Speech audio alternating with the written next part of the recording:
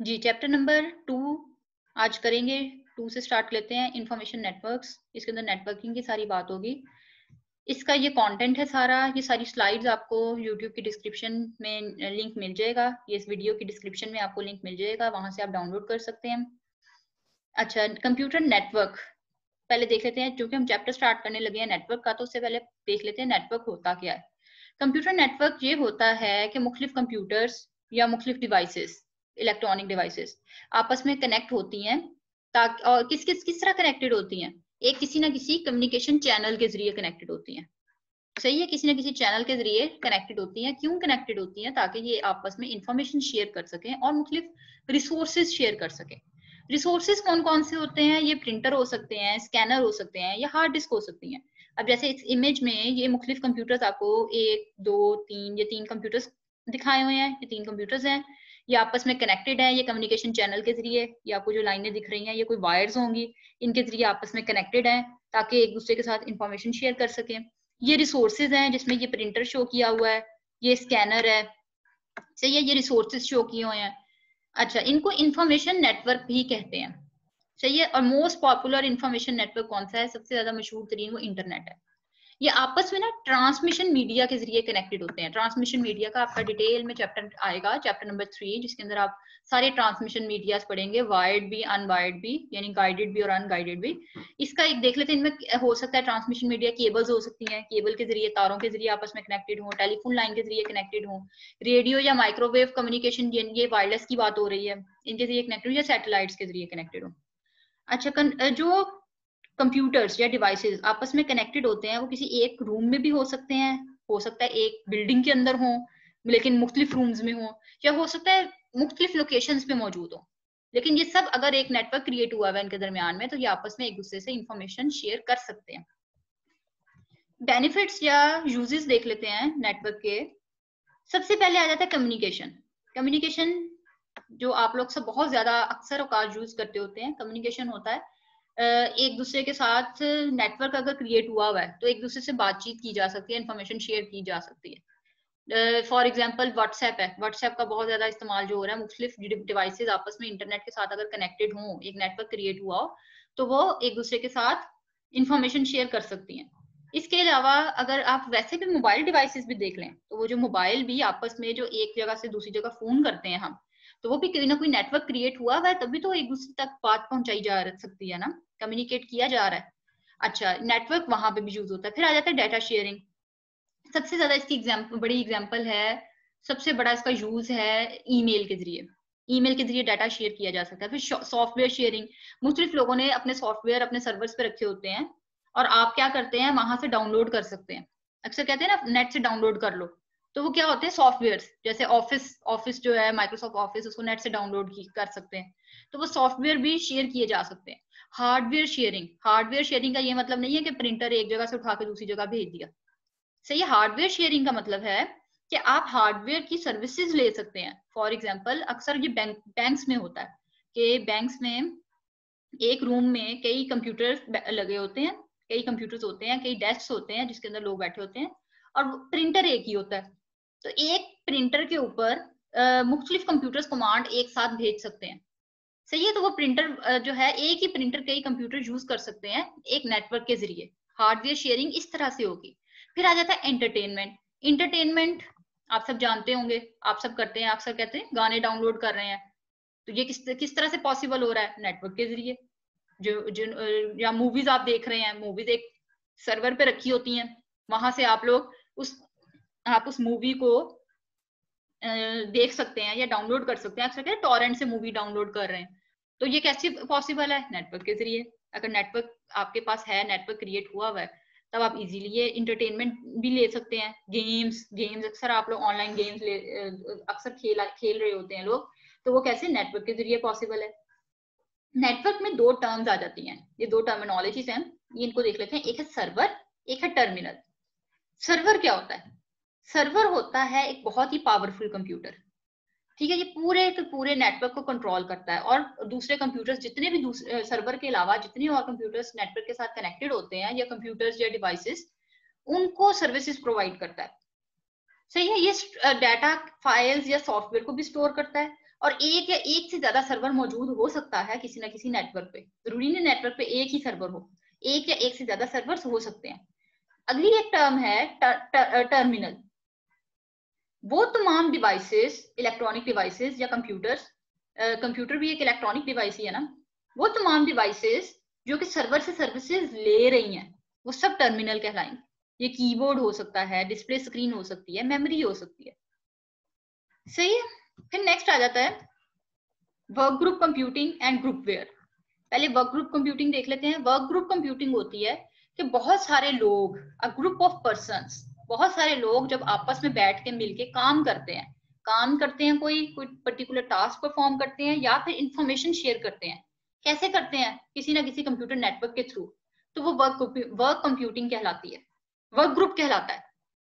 Work group क्या होता है? जब बहुत सारे लोग आपस में एक दूसरे के साथ कोई पर्टिकुलर टास्क परफॉर्म कर रहे हैं या फिर इंफॉर्मेशन शेयर कर रहे हैं इंटरनेट कंप्यूटर नेटवर्क के जरिए, तो वर्क ग्रुप होगा। और वर्क ग्रुप कंप्यूटिंग क्या होती है? वो सब सारा प्रोसेस जिसके जरिए मुख्तलिफ वर्क ग्रुप के मेंबर्स आपस में इंफॉर्मेशन शेयर करते हैं। ठीक है, उस प्रोसेस को वर्क ग्रुप कंप्यूटिंग भी कहते हैं, उसको कोलैबोरेटिव कंप्यूटिंग भी कहते हैं। ठीक है, फिर आ जाते हैं मेंबर्स। मेंबर्स जो हैं ग्रुप के, वो मुख्तलिफ शहरों में भी हो सकते हैं, मुख्तलिफ मुल्कों में भी हो सकते हैं, जरूरी नहीं एक ही शहर में हो, ये कहीं पे भी हो सकते हैं। और ये कनेक्टेड कैसे होंगे? नेटवर्क के जरिए। ये करते क्या है? ये अपने आइडियाज शेयर कर सकते हैं, ये एक्सपीरियंसेस शेयर कर सकते हैं। सही है, ये डिस्कस कर सकते हैं, या ये different types of data files को शेयर कर सकते हैं, या एक दूसरे को देखते हुए बातचीत कर सकते हैं, अगर वो वर्क ग्रुप कंप्यूटिंग का हिस्सा है, यानी एक दूसरे के साथ कोलैबोरेट कर रहे हैं। इसका बहुत बड़ी एप्लीकेशन है, बहुत ज्यादा रोल है मुख्तलिफ फील्ड्स में, जब जहां पे रिसर्च हो रही हो या डेवलपमेंट हो रही हो। रिसर्च एंड डेवलपमेंट में इसका बहुत ज्यादा रोल पाया जाता है। फिर आ जाता है ग्रुपवेयर। ग्रुपवेयर एक ऐसा सॉफ्टवेयर होता है जो कि वर्क ग्रुप कंप्यूटिंग करने के लिए इस्तेमाल होता है। सही है, जो मुख्तलिफ यूजर्स या रिसर्चर्स को अलाउ करता है कि वो आपस में एक दूसरे के साथ इंफॉर्मेशन शेयर कर सकें।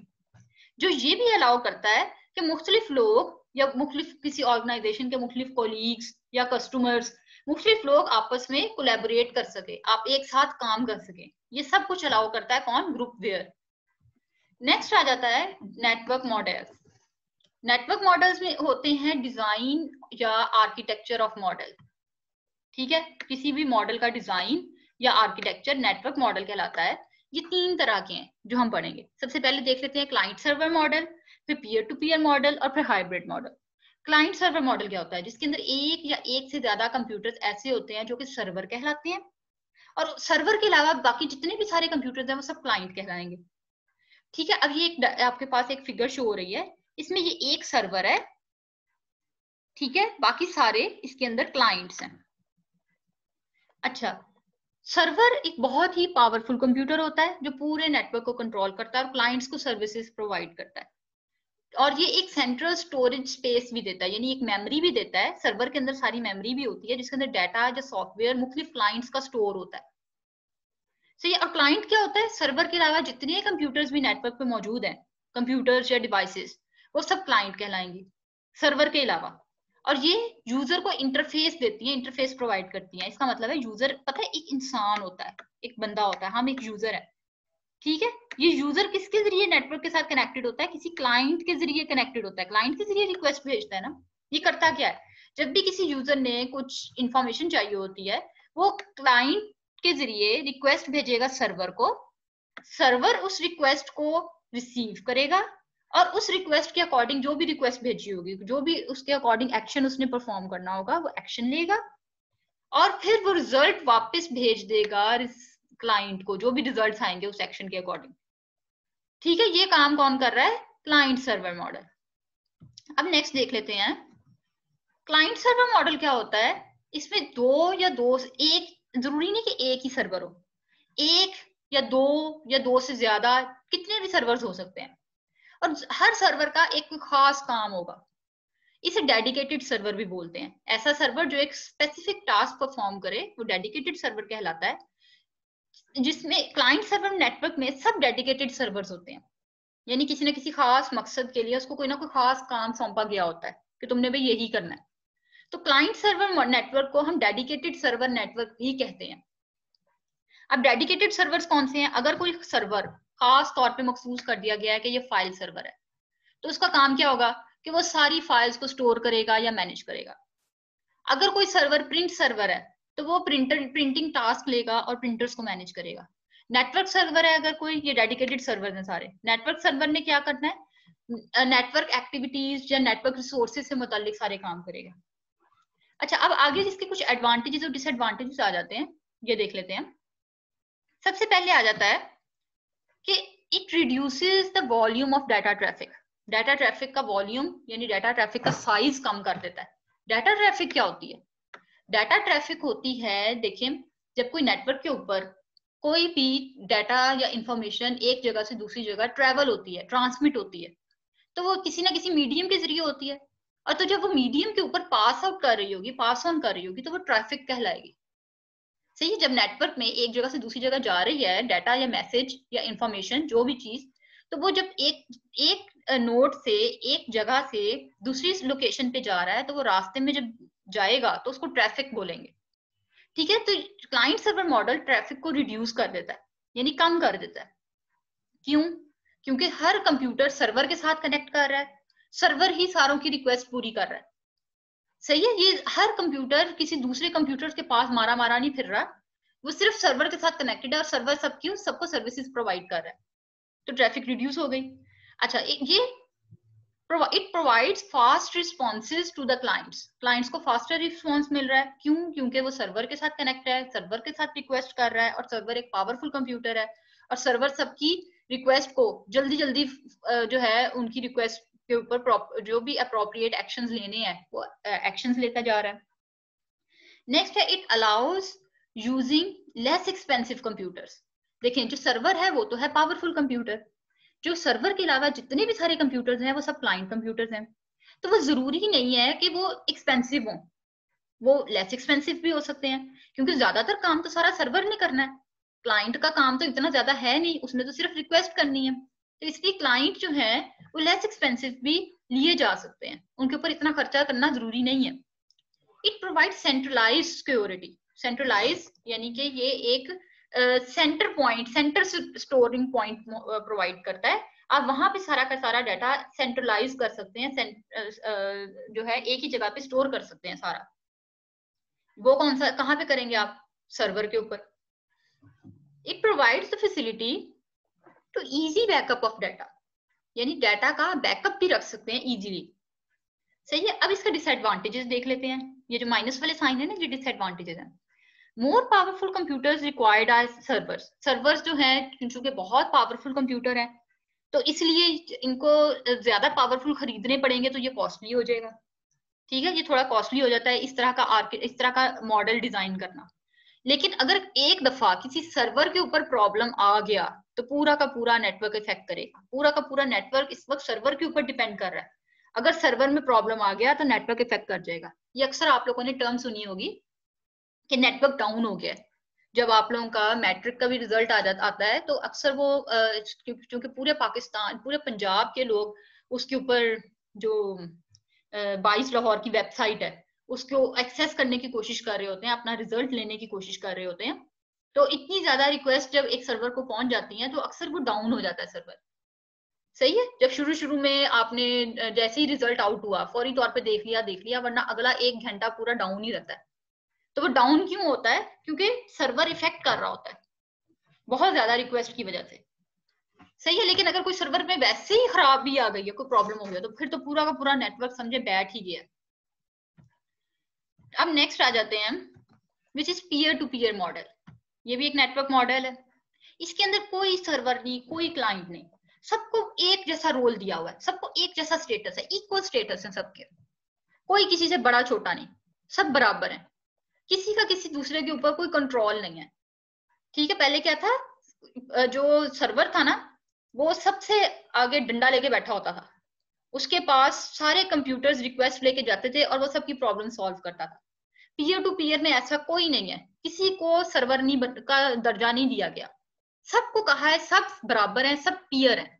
ये जो पीयर का लफ्ज है ना पीयर टू पीयर मॉडल में, ठीक है, हर डिवाइस हर कंप्यूटर वो eight the same time server भी है और क्लाइंट भी है, ठीक है, वो eight the same time server भी है क्लाइंट भी है। लेकिन ये जो ऐसा डिजाइन जो है, ऐसा आर्किटेक्चर अगर किसी नेटवर्क का रखना हो तो ये सूटेबल है फॉर स्मॉल ऑफिसेज, छोटे ऑफिसेज में जहां कम कंप्यूटर्स इस्तेमाल हो, या होम यूजर्स। घरों में भी कहाँ इतने ज्यादा डिवाइसेस या कंप्यूटर्स इस्तेमाल होते हैं, घरों में भी क्या होता है ज्यादा से ज्यादा 5 7 10 15 20 हो जाएंगी चलो डिवाइसेस, इससे ज्यादा नहीं होती। लेकिन ये कोशिश होती है कि जो लेस देन 10 कंप्यूटर्स जहां पे हो वहां पे ये आर्किटेक्चर या डिजाइन फॉलो किया जाता है। इसके कुछ एडवांटेजेस और डिसएडवांटेजेस देख लेते हैं। एडवांटेज में आता है कि ये स्मॉल ऑफिसेज में यूजफुल है, ये डिजाइन करना आसान है, मेंटेन करना आसान है, इसमें कोई पावरफुल कंप्यूटर नहीं चाहिए, कोई सर्वर है ही नहीं, सारे कंप्यूटर्स एक जैसे हैं, वो सर्वर भी हैं क्लाइंट भी हैं। लेकिन इसका डिसएडवांटेज क्या है, ये इसमें ना बहुत ज्यादा इसको अगर यूज किया जाए, इसके अंदर बहुत ज्यादा जो है डाटा ट्रैफिक इसके ऊपर अपलोड कर दी जाए, लोड कर दी जाए, या इसके ऊपर बहुत ज्यादा इंफॉर्मेशन आपस में एक दूसरे के साथ पीयर्स आपस में शेयर करना शुरू हो गए हैं, तो ये स्लो हो जाता है। देखिए ना ये इस तरह से है ना, क्योंकि इसके अंदर पावरफुल कंप्यूटर तो कोई है नहीं, इसके अंदर तो ऐसे है कि सारे कंप्यूटर्स का सेम स्टेटस है, तो इसलिए ये थोड़ा स्लो हो जाता है। अच्छा, इसके अंदर डाटा या सॉफ्टवेयर को स्टोर करने के लिए कोई सेंट्रल स्पेस नहीं है, यहाँ पे सारा का सारा डाटा लोकल कंप्यूटर अपने पास ही लोकली स्टोर करेंगे। पीयर 1 का डाटा यहीं पे स्टोर होगा, पीयर 2 का डाटा इसी के कंप्यूटर के अंदर स्टोर होगा, पीयर 3 का डाटा या सॉफ्टवेयर इसी के अंदर स्टोर होगा। पहले क्या था, पहले आपको जो सेंट्रल स्टोरेज स्पेस दे रहा था सर्वर, अब वो काम पीयर टू पीयर में नहीं है।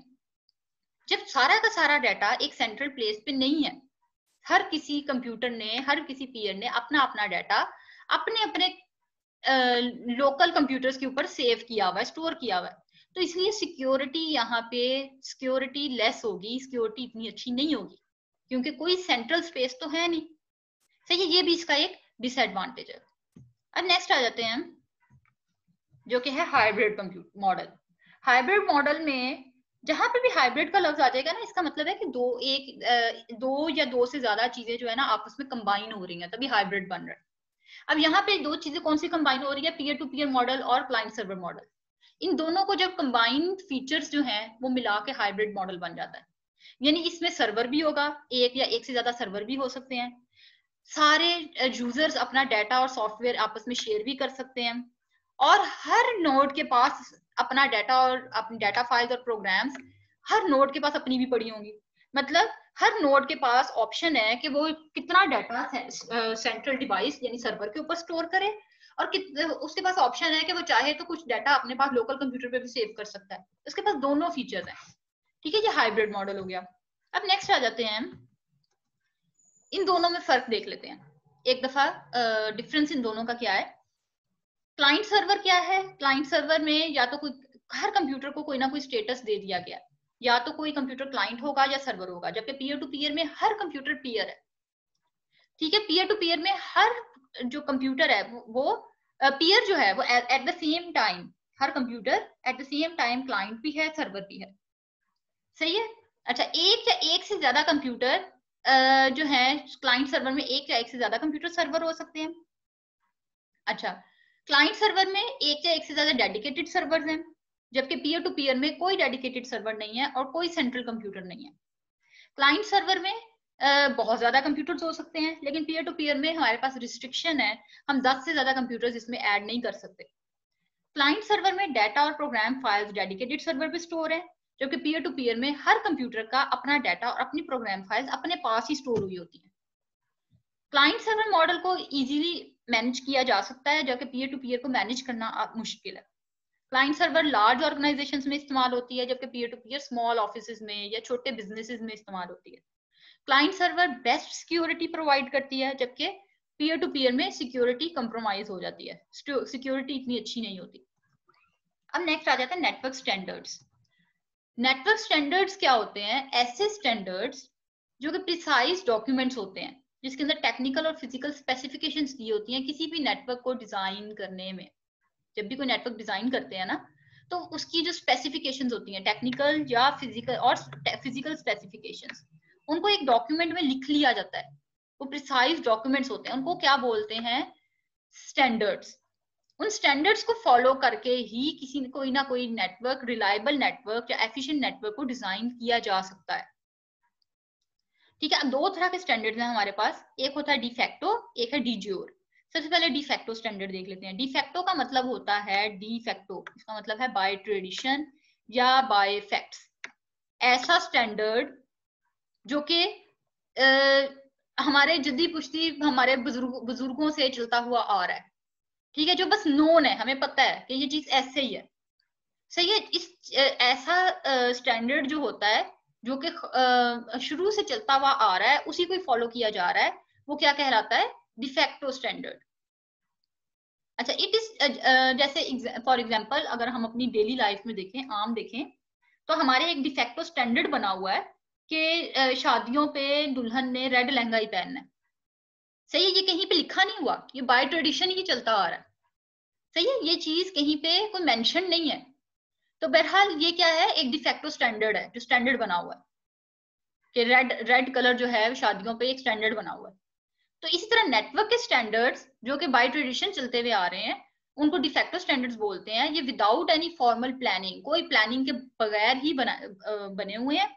और ये जो पुरानी हिस्टोरिकल डेवलपमेंट्स हुई हैं या हमारी हिस्ट्री में, या हमारे जो हमसे पहले जिन्होंने डेवलपमेंट की है, उन्होंने इसको यूज किया था, उस वक्त ये एग्जिस्टेंस में आई थी, और उसके बाद बस ये चलती आ रही है ऐसे।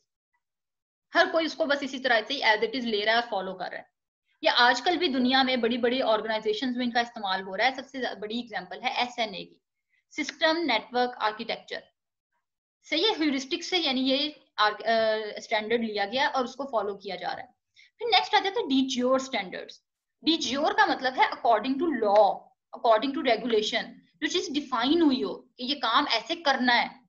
सही है, हमारी अगर डेली लाइफ की एग्जांपल ली जाए, शादियों की अगर बात कर रहे हैं, कि शादियों में निकाह एक बहुत ही जरूरी एलिमेंट है, सुन्नत से मालूम पड़ता है हमें। ठीक है, तो ये क्या है, ये एक डीज्योर स्टैंडर्ड है। या वलीमा करना सुन्नत है, यानी वलीमा जरूरी है। तो ये कहाँ से हमें पता चला कि, या निकाह जो है, ये ज्यादा सही एग्जांपल रहेगी कि इसके बगैर जो है ये हमारे पास, ये हमें कहाँ डिफाइन हुआ है, हमें कुरान हदीस से मिल जाता है। ठीक है, ये चीजें हमें लिखी हुई, वेल डॉक्यूमेंटेड है, हमें इसके यानी इसके जो है ना अकॉर्डिंग टू लॉ है। तो ये डिज्योर स्टैंडर्ड कहलाएगा।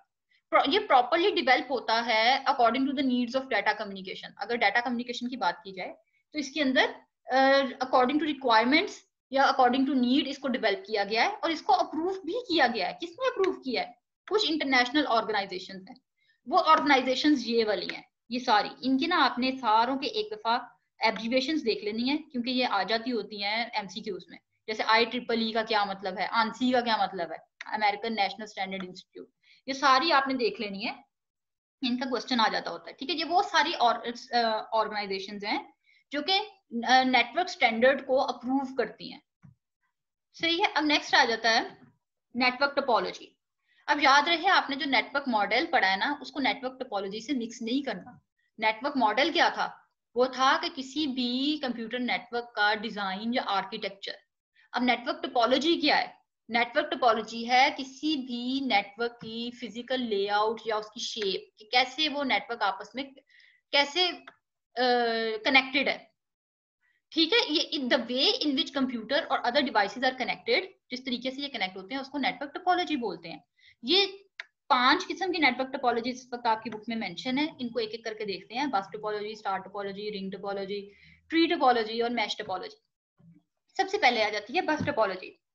बस टोपोलॉजी में ये होता है कि सारी नोड्स, कंप्यूटर नोड्स में क्या होता है, नोड्स में या वो कंप्यूटर हो सकता है या कोई और डिवाइस हो सकती है, ये सब आपस में एक कॉमन कम्युनिकेशन मीडियम के जरिए कनेक्टेड होते हैं। एक कम्युनिकेशन मीडियम के जरिए। वो कॉमन कम्युनिकेशन मीडियम कौन सा है? वो कॉमन कम्युनिकेशन मीडियम है बस। ठीक है, एक सेंट्रल केबल होती है, ये जो इस वक्त आपको शो हो रही है ना, ये सामने, ये एक बस है। ठीक है, इसके साथ मुख्तलिफ डिवाइसेस कनेक्टेड है, ये एक प्रिंटर कनेक्टेड है, ये लैपटॉप है, ये कंप्यूटर है, ये कंप्यूटर है, ये सारी इस बस के जरिए कनेक्टेड है। इन्होंने आपस में कम्युनिकेशन भी इसी बस के जरिए करनी है। इस बस के दोनों एंड पे ना टर्मिनेटर्स लगे होते हैं, एक ये लगा हुआ है, एक आपको ये टर्मिनेटर दिख रहा है। इसका काम क्या है? ये एक स्पेशल डिवाइस होती है, एक स्पेशल स्मॉल डिवाइस होती है जो कि डाटा सिग्नल्स को एब्जॉर्ब करती है, डाटा सिग्नल्स को प्रिवेंट करती है। अब फॉर एग्जांपल ये एक कंप्यूटर है, इस कंप्यूटर ने डाटा ट्रांसमिट किया, शेयर किया किसी और कंप्यूटर के साथ, इसने अपना डाटा इस बस के ऊपर ट्रांसमिट करवा दिया। डाटा सारे जो डाटा क्या होता है वो सिग्नल्स ही होगा ना, इलेक्ट्रिक सिग्नल्स हैं, वो सिग्नल्स इस बस के ऊपर ट्रेवल करेंगे। ठीक है, अगर तो जो डेस्टिनेशन कंप्यूटर है, जिस कंप्यूटर के लिए वो डाटा भेजा गया था, तो वो अगर इसको मिल जाती है तो वो उस डाटा को रिसीव कर लेगा। अगर नहीं मिलती तो वो डाटा बिला वजह इस बस के ऊपर ट्रेवल करता ही रहेगा, घूमता रहेगा घूमता रहेगा घूमता रहेगा, जिसकी वजह से इस बस के ऊपर क्या होगा कि एक्स्ट्रा सिग्नल्स इसके ऊपर आना शुरू हो जाएंगे। कोई और डिवाइस अगर डाटा ट्रांसमिट करना चाह रही है वो नहीं कर पाएगी।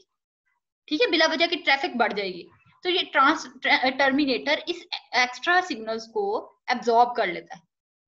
ठीक है, अच्छा, ये सूटेबल होता है फॉर स्मॉल नेटवर्क्स, छोटे नेटवर्क्स के लिए ये सही रहता है बस टोपोलॉजी। इसकी वर्किंग देख लेते हैं कि ये काम कैसे करता है। अच्छा, एक एग्जांपल लेके चलते हैं हम।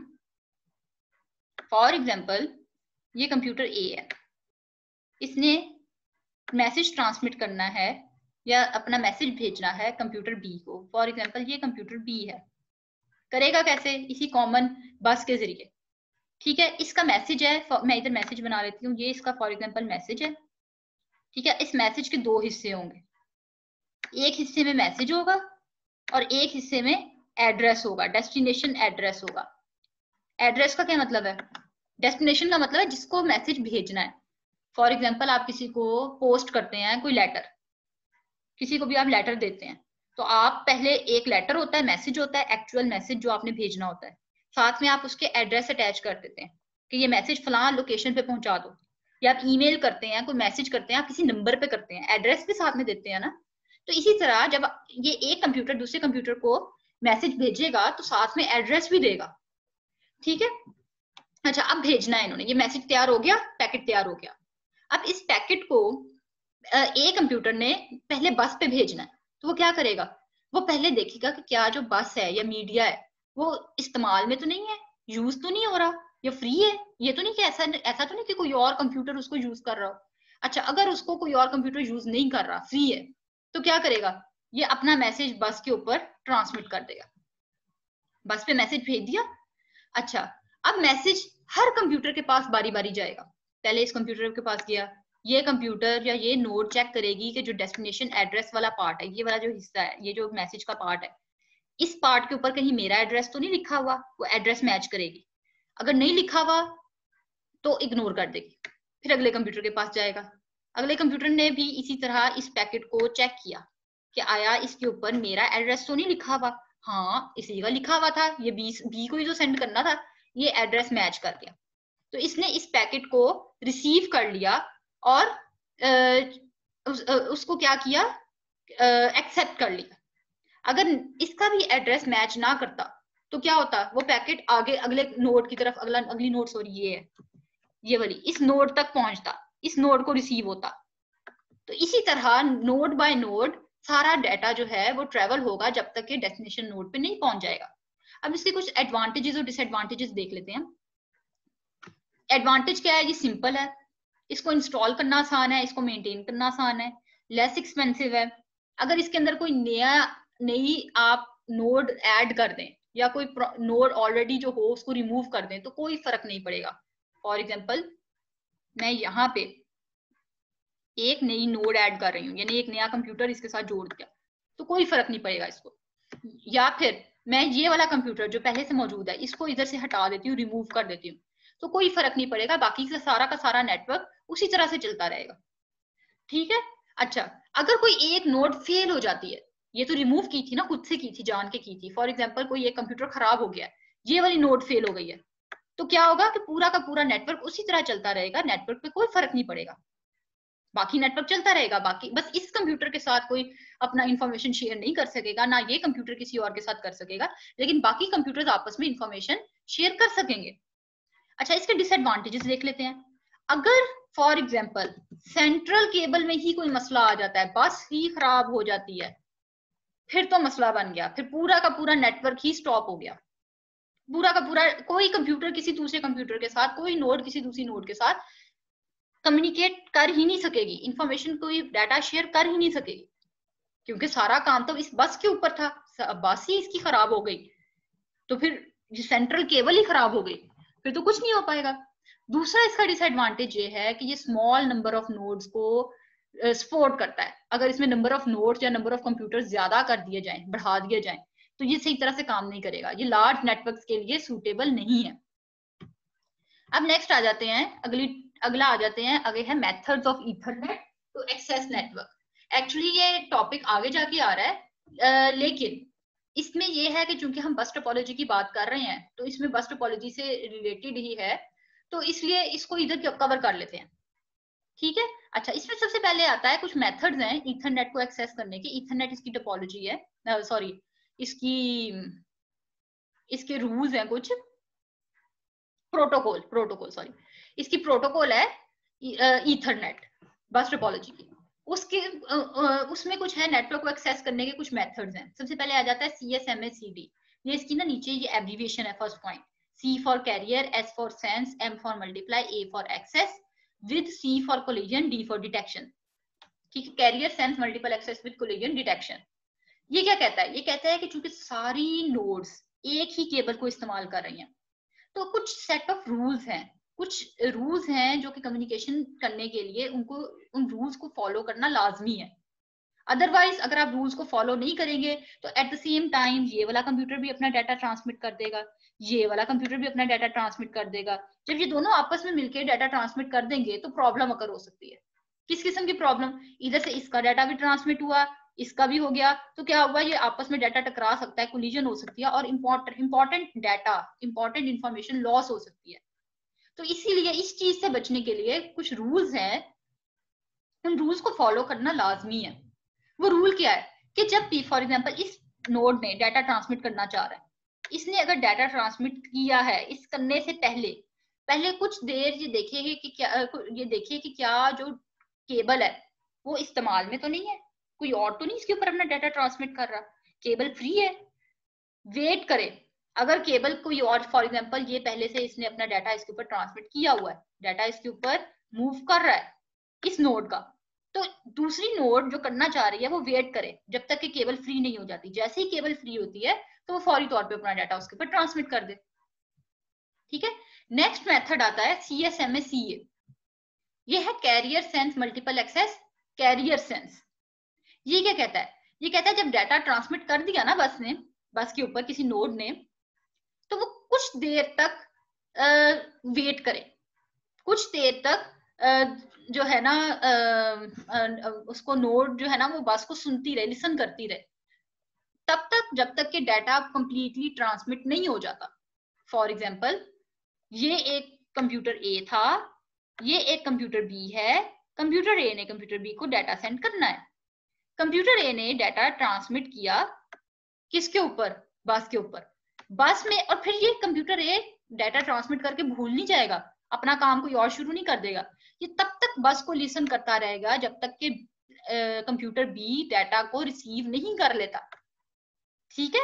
ये ना हो कि कंप्यूटर एक काम अपना ये डाटा ट्रांसमिट करके कोई और काम शुरू कर दे, इतने में दूसरा कंप्यूटर भी अपना डाटा ट्रांसमिट कर दे, कोलिजन अकर हो जाए और सारा डाटा लॉस हो जाए, और कंप्यूटर एक को पता भी ना चले कि डाटा लॉस हो गया, वो अपनी तरफ से समझ के बैठा हो मेरी तरफ से तो चला गया।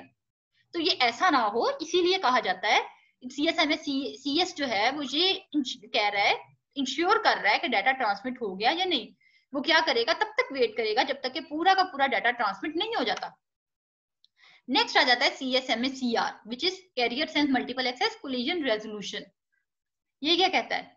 ये अलाउ करता है कि multiple nodes at the same time आपस में कम्युनिकेट कर सकते हैं, आपस में बातचीत कर सकते हैं। फॉर एग्जाम्पल ये नोड और ये node eight the same time transmit कर सकते हैं। कुछ रूल्स हैं जो ये प्रोवाइड करता है, लेकिन साथ में प्रोटोकॉल डिफाइन कर दे। प्रोटोकॉल का मतलब है कि प्रायोरिटी सेट कर देता है हर नोड की। फॉर एग्जांपल ये किसी स्कूल का, कोई कॉलेज का अगर डेटाबेस है, सॉरी कॉलेज का नेटवर्क है, ये प्रिंसिपल का कंप्यूटर है और ये किसी टीचर का कंप्यूटर है, ठीक है। तो प्रिंसिपल का कंप्यूटर को ज्यादा प्रायोरिटी मिलेगी एज कंपेयर टू टीचर के कंप्यूटर को, सही है। क्योंकि प्रायोरिटी का मतलब है कि अगर इसका डाटा ट्रांसमिट होगा और टीचर भी अपना डाटा ट्रांसमिट कर लेता है, तो प्रिंसिपल का डाटा पहले पहुंचेगा, पहले ट्रांसमिट होगा केबल के ऊपर, और ये दूसरा जो टीचर का डाटा है वो थोड़ा वेट करेगा जब तक कि प्रिंसिपल अपना डाटा नहीं ट्रांसमिट कर लेती। प्रायोरिटी सेट हो गई नोड की, ठीक है। अब नेक्स्ट आ जाता है स्टार टोपोलॉजी। अब अगली टोपोलॉजी आ गई है। स्टार टोपोलॉजी क्या होता है कि सारी नोड्स किसी एक सेंट्रल डिवाइस के साथ कनेक्ट होती हैं। सारे कंप्यूटर्स या डिवाइसेस एक सेंट्रल डिवाइस के साथ कनेक्ट होती हैं। वो सेंट्रल डिवाइस या हब हो सकता है या स्विच हो सकता है। ये इस वक्त आपको जो फिगर शो हो रही है ये सेंट्रल डिवाइस है, ये हब हो सकती है या स्विच हो सकती है, और बाकी सारी डिवाइसेस इसके साथ कनेक्टेड होती हैं, ठीक है। अच्छा, ये कनेक्टेड किससे होती हैं? ये अनशील्डेड ट्विस्टेड पेयर केबल के साथ। ये जो अनशील्डेड ट्विस्टेड पेयर केबल है, ये केबल का नाम है, इसके साथ कनेक्टेड होती है। ये जो आपको तार दिख रही है ना, ये अनशील्डेड ट्विस्टेड पेयर केबल है। हब और स्विच ये क्या करते हैं? सारी की सारी ट्रैफिक को कंट्रोल करता है। कौन सा डाटा किस कंप्यूटर तक आ रहा है, इसने आगे किस कंप्यूटर के पास जाना है, ये सब कौन कंट्रोल कर रहा है?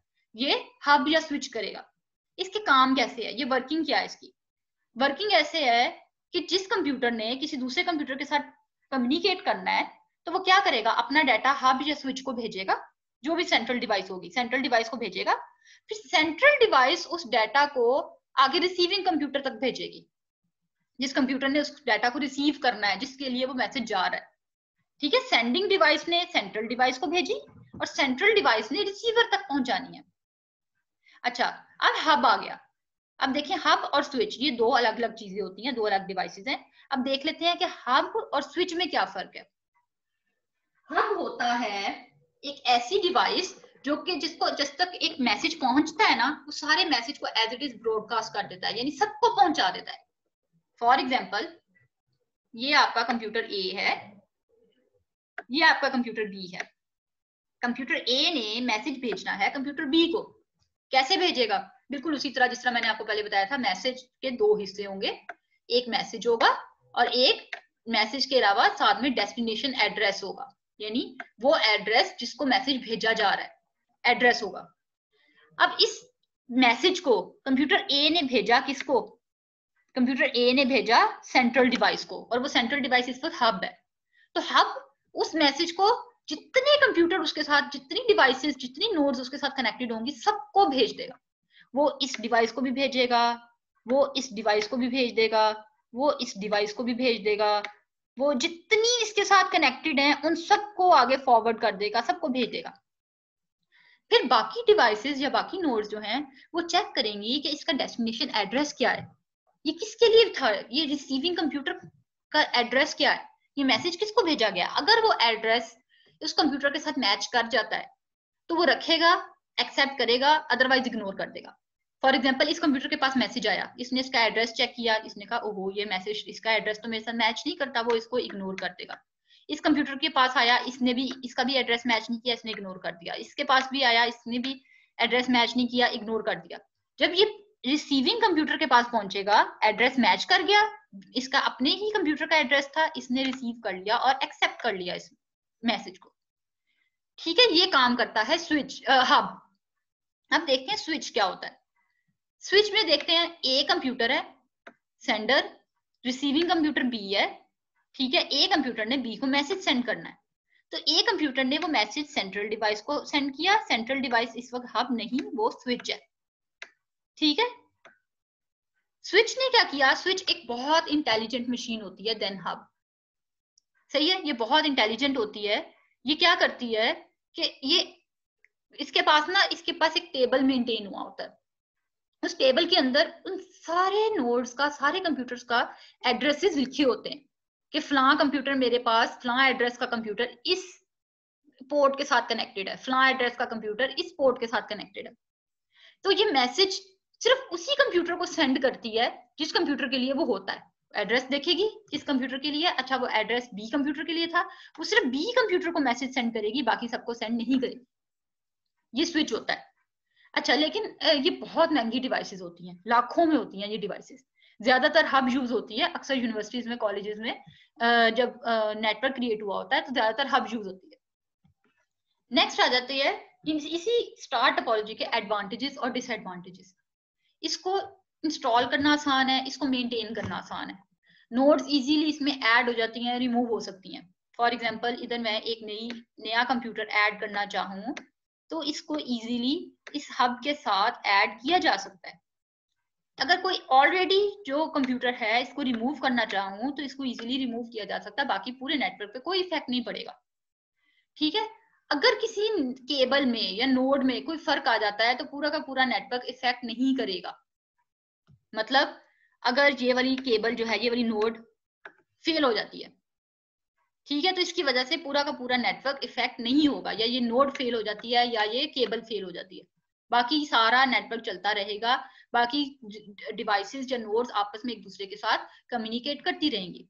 अच्छा, इसके अंदर कोई अगर एरर आ जाता है, कोई जो है फॉल्ट आ जाता है, तो उसको इजीली डिटेक्ट भी किया जा सकता है और उसको रिमूव किया जा सकता है। अच्छा, स्मॉल या लार्ज नेटवर्क्स के लिए, हर तरह के नेटवर्क्स के लिए सूटेबल है। इसका एक डिसएडवांटेज क्या है कि फॉर एग्जांपल अगर इन केस अगर सेंट्रल डिवाइस ही फेल हो जाए तो क्या होगा, पूरा का पूरा नेटवर्क ब्रेक डाउन हो जाएगा, पूरा नेटवर्क डाउन हो जाएगा। सेंट्रल डिवाइस पे ही पूरा नेटवर्क डिपेंड कर रहा है। दूसरी बात ये कि इसमें ज्यादा केबल्स चाहिए होंगी। हर केबल जो है वो एक सेंट्रल डिवाइस के साथ जब कनेक्टेड है तो ज्यादा केबल्स चाहिए होंगी नोड्स को कनेक्ट करने के लिए, जो कि बहुत कॉस्टली पड़ जाएंगी, महंगी पड़ जाएंगी। नेक्स्ट टोपोलॉजी आ जाती है रिंग टोपोलॉजी। रिंग टोपोलॉजी में क्या होता है कि हर नोड अपनी अगली नोड के साथ कनेक्टेड होती है, और जो लास्ट नोड होती है वो पहली नोड के साथ कनेक्टेड होती है, तो एक रिंग की शक्ल बन जाती है। फॉर एग्जांपल देखिए, ये वाली नोड कंप्यूटर है, ये वाला एक नोड है, ये अपनी अगली नोड के साथ कनेक्टेड है, ये वाली इससे अगली नोड के साथ कनेक्टेड है, ये वाली इससे अगली नोड के साथ कनेक्टेड है, और ये वाली वापस पहली नोड के साथ कनेक्ट हो गई। ठीक है, इसके अंदर जो इसकी वर्किंग है ना, वो होती है टोकन पासिंग के जरिए। टोकन पास होता है। टोकन क्या होता है, इसके अंदर ना एक टोकन होता है, आप समझ लें एक बास्केट कह लें, एक बास्केट है जो पूरे रिंग के अंदर घूमती रहेगी, घूमती रहेगी, घूमती रहेगी। आपने किसी एक कंप्यूटर ने, नोड ने किसी दूसरे नोड को मैसेज सेंड करना है, तो उसको वो लाजमी उस मैसेज को बास्केट के अंदर रखना पड़ेगा, और वो बास्केट फिर वो, या उस टोकन, वो बास्केट इस वक्त हम टोकन को कह रहे हैं, वो टोकन फिर रिसीविंग कंप्यूटर तक जाके मैसेज को डिलीवर करेगा। ठीक है, अब इसकी वर्किंग देख लेते हैं कैसे काम होगा। फॉर एग्जाम्पल ये कंप्यूटर ए है, ये एक कंप्यूटर बी है। कंप्यूटर ए ने कंप्यूटर बी को मैसेज सेंड करना है। मैसेज उसी तरह होगा जिस तरह पहले आप लोगों को बताया ना, मैसेज का वही तरीका होगा कि मैसेज होगा और उसके साथ एड्रेस होगा। एड्रेस किसका होगा, डेस्टिनेशन एड्रेस, किसको मैसेज भेजना है उसका एड्रेस होगा। ठीक है, ये एक टोकन था, टोकन इसके अंदर मूव कर रहा था, वो टोकन किसी एक डायरेक्शन में मूव करेगा। बहरहाल ये टोकन कंप्यूटर ए तक पहुंच गया, कंप्यूटर ए ने टोकन के अंदर मैसेज रखवाया और उस टोकन को रिलीज कर, उस टोकन को नेटवर्क के ऊपर भेज दिया। ठीक है, वो टोकन अगले कंप्यूटर के पास गया, अगले कंप्यूटर ने उस टोकन में देखा, अच्छा मैसेज पड़ा हुआ है, उसने चेक किया कि क्या इसका जो डेस्टिनेशन एड्रेस है वो मुझसे मैच करता है। पहले कोई मैसेज नहीं देखता, पहले अपना एड्रेस मैच करिए। अच्छा, अगर मैच कर गया तो ठीक है, अदरवाइज इग्नोर कर देगा। अभी इसका एड्रेस मैच नहीं कर रहा, इसने इग्नोर किया और उसी टोकन को रीट्रांसमिट कर दिया, अगले कंप्यूटर के पास भेज दिया। ठीक है, अगले कंप्यूटर ने यानी कंप्यूटर बी ने, जो कि रिसीविंग कंप्यूटर है, उसने एड्रेस मैच किया और हाँ भाई एड्रेस तो इसी का था। इसने क्या किया, उस मैसेज को रिसीव कर लिया और रिसीव करने के बाद उस बास्केट में, उस टोकन में उसने दोबारा से एक एक्नॉलेजमेंट भेज दिया, एक्नॉलेजमेंट रखवा दिया। अब ये टोकन के अंदर मैसेज नहीं है, मैसेज उसने रिसीव कर लिया, एक्सेप्ट कर लिया। अब इसके अंदर एक्नॉलेजमेंट है। एक्नॉलेजमेंट का मतलब है कि बी कंप्यूटर ने इसके ऊपर रखवा दिया कि हाँ मुझे आपका मैसेज रिसीव हो गया, और उसको भिजवा किसको रहा है, कंप्यूटर ए को, ताकि कंप्यूटर ए को ये तसल्ली हो जाए कि मुझे मैसेज रिसीव हो गया है। अच्छा, ये अब टोकन अगले कंप्यूटर तक जाएगा, अगला कंप्यूटर इसके ऊपर इस और इसका एड्रेस भी सेंटर कंप्यूटर का एड्रेस दे देगा। अब इसने एड्रेस मैच किया, इसके लिए नहीं है, ये अगले कंप्यूटर तक जाएगा और ये चल करते करते सेंटर कंप्यूटर तक पहुंच जाएगा। सेंटर कंप्यूटर देखेगा कि अच्छा एक्नॉलेजमेंट है इसके अंदर, इसका मतलब है कि बी कंप्यूटर को मेरा मैसेज रिसीव हो गया है, तो वो उस एक्नॉलेजमेंट को जो है निकाल के उस टोकन को वापस, खाली टोकन को रिलीज कर देगा। कहाँ, नेटवर्क पे, ताकि कोई और अगर कंप्यूटर डाटा सेंड करना चाह रहा है तो वो उस टोकन के जरिए डाटा को सेंड कर सके। ठीक है, ये इस तरह से इसकी वर्किंग होगी। इसके एडवांटेजेस देख लें कि ये लेस एक्सपेंसिव है देन स्टार टोपोलॉजी, इसमें कोई महंगी डिवाइस यूज नहीं हो रही, सेंट्रल डिवाइस कोई नहीं है, तो सारे आम सादा सादा से कंप्यूटर्स हैं जो कि आपस में एक दूसरे के साथ ही कनेक्टेड है। ठीक है, इसको इंस्टॉल करना या मेंटेन करना आसान है। इसमें इक्वल एक्सेस है सबको, एक ही टोकन है, वही टोकन बारी बारी सबके पास जाएगा। इसमें ऐसा नहीं है कि कोई एक कंप्यूटर को जल्दी रिक्वेस्ट रिसीव हो, रिक्वेस्ट जो है फुलफिल हो रही है और बाकी कंप्यूटर्स की देर से, ऐसा कुछ नहीं है। अच्छा, मैसेजेस, हर मैसेज अगर लॉन्ग डिस्टेंस पे भी ट्रेवल किए जा सकते हैं, क्योंकि हर कंप्यूटर उसको रिफ्रेश करके आगे भेजेगा। एक मैसेज इस कंप्यूटर से चलना स्टार्ट हुआ है, अपने नेबरिंग कंप्यूटर तक गया है, इस कंप्यूटर ने इस मैसेज को देखा, अपना डेस्टिनेशन एड्रेस नोट किया, इसका नहीं था, इग्नोर करते हुए इसने उस मैसेज को रीट्रांसमिट किया जब दोबारा, तो वो मैसेज रिफ्रेश हो गया रीट्रांसमिट करने से। ठीक है, तो हर दफा मैसेज रिफ्रेश या रीजनरेट होगा, तो इस तरह ये लॉन्ग डिस्टेंस पे ट्रेवल कर सकता है मैसेज। डिसएडवांटेज इसका क्या है, अगर कोई खुदा ना खास्ता एक नोड फेल हो जाती है तो पूरा रिंग ब्रेक कर जाएगा।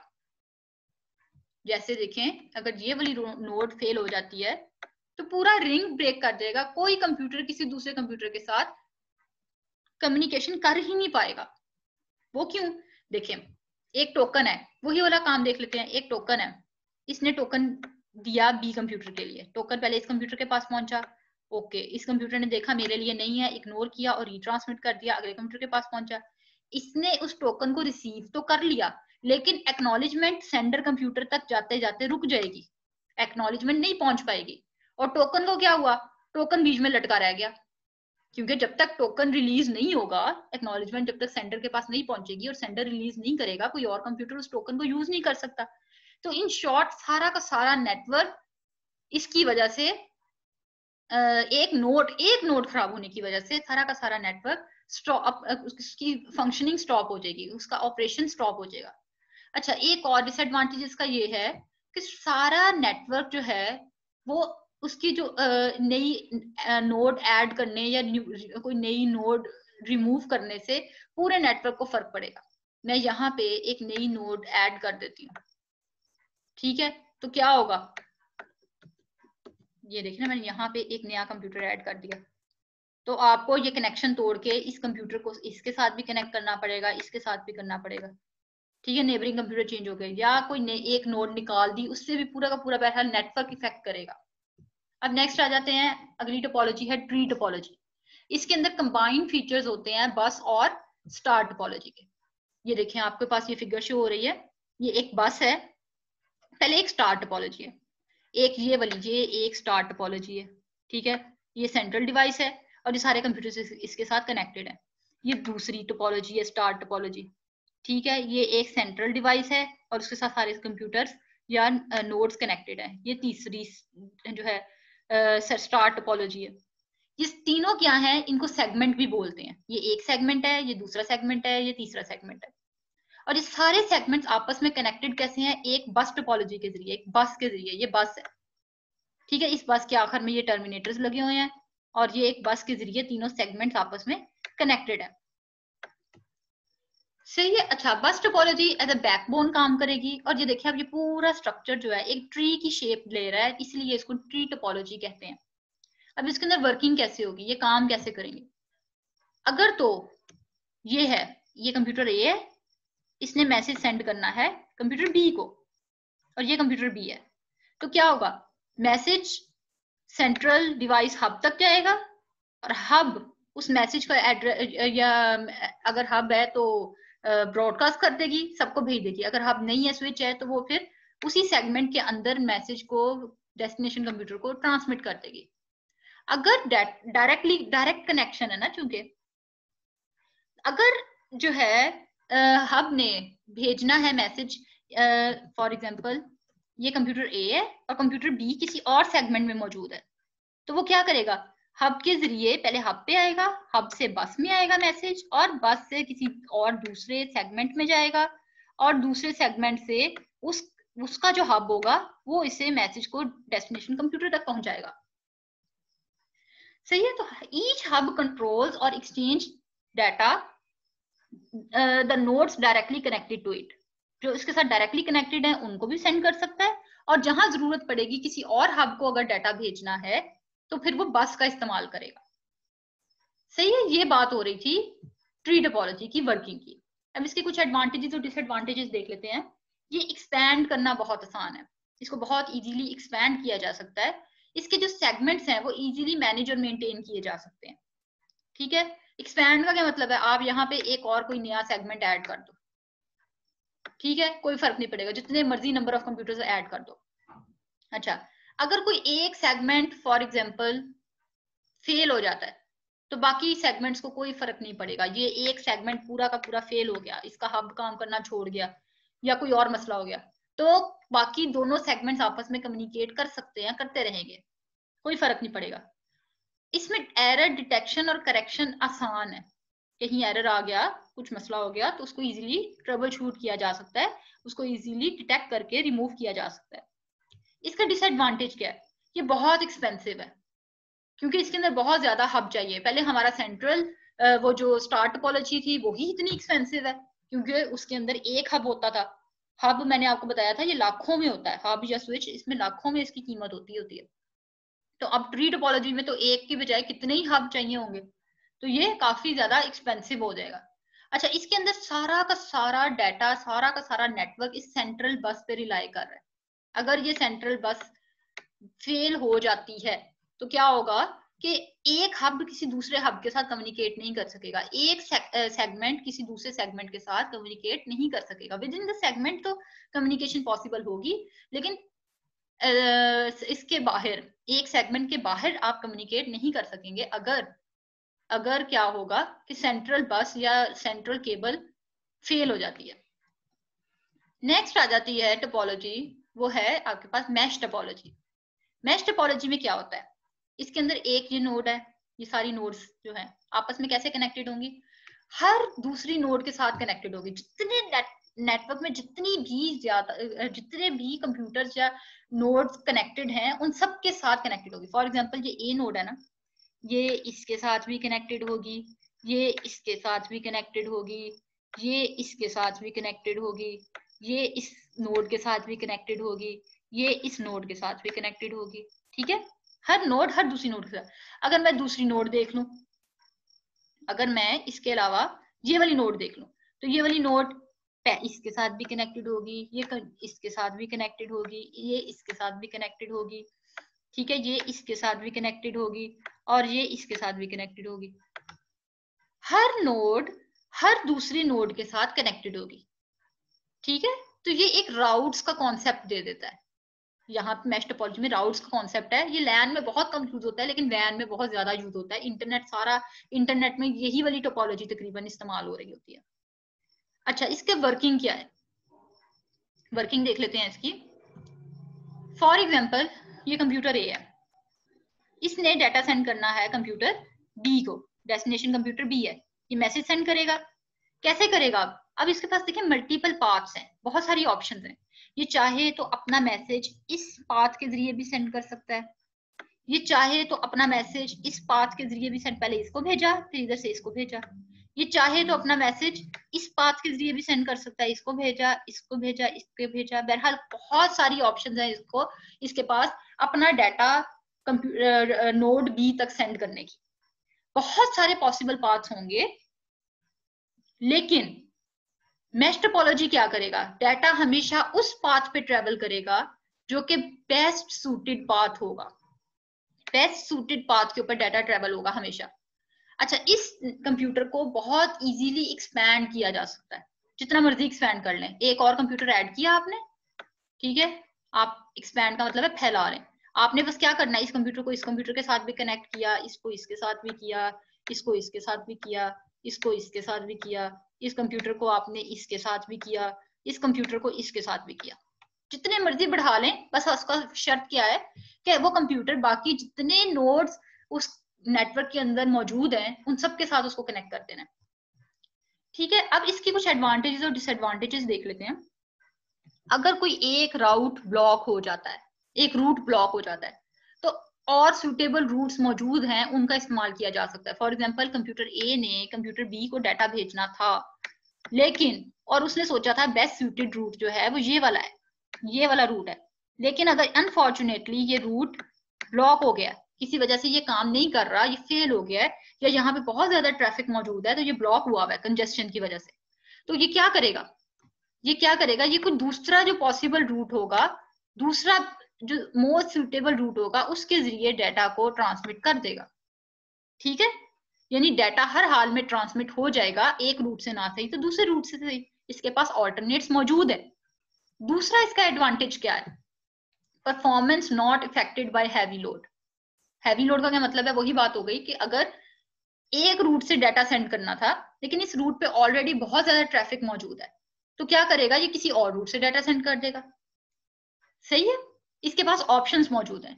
दूसरा इसके पास है मोर सिक्योर, ये ज्यादा सिक्योर टोपोलॉजी है। वो कैसे, वो ऐसे कि इसके पास मल्टीपल रूट्स हैं, हैकर को नहीं पता होगा कि किस रूट के जरिए डाटा ट्रांसमिट हो रहा है, उसको रूट का नहीं मालूम, नहीं पता। ठीक है, जैसे बस टोपोलॉजी थी वो इतनी ज्यादा सिक्योर नहीं थी, हैकर को पता है इसी बस के ऊपर सारा डाटा ट्रांसमिट हो रहा है, वो इसी बस को अगर हैक कर ले तो वो इसके ऊपर से डाटा सारा गेट कर सकता था। लेकिन मैश टोपोलॉजी में बहुत ज्यादा रूट्स मौजूद हैं, तो ये ज्यादा सिक्योर है इस मामले में, क्योंकि रूट्स जो हैं कि किस रूट पे डाटा ट्रांसमिट हो रहा है वो हिडन होता है। अच्छा, इजी ट्रबल शूटिंग, इसके अंदर ट्रबल शूट करना आसान है, यानी कि कोई एरर आ जाता है तो उस एरर को रिमूव करना आसान है। इसकी डिसएडवांटेज क्या है कि ये थोड़ा बहुत एक्सपेंसिव हो जाएगा, क्योंकि बहुत ज्यादा केबलिंग यूज हो रही है, हर नोड हर दूसरी नोड के साथ कनेक्टेड है, तो इतनी ज्यादा केबल्स यूज होंगी तो एक्सपेंसिव तो होगा ही होगा। इसको इंस्टॉल करना, इसको कॉन्फ़िगर करना और इसको मेंटेन करना भी डिफिकल्ट है, क्योंकि ये एक ना मैश बन गया हुआ है, एक वो जो है ना सब कुछ आपस में कनेक्टेड है, जिसकी वजह से इसको मेंटेन करना, इसको इंस्टॉल करना और कॉन्फ़िगर करना मुश्किल हो गया है। नेक्स्ट आ जाता है डिवाइसेस कनेक्टिंग नेटवर्क्स। ये अब हम दूसरे पार्ट में करेंगे, इस चैप्टर के इसी जो है ना इस चैप्टर के दूसरे पार्ट में इसको कवर करेंगे। अब आप इधर अब तक के लिए इतना ही, इसकी जितनी भी स्लाइड्स हैं ये सारी आपको YouTube की वीडियो में मिल जाएंगी, सॉरी YouTube की डिस्क्रिप्शन में मिल जाएंगी, आप वहां से इसको डाउनलोड कर सकते हैं।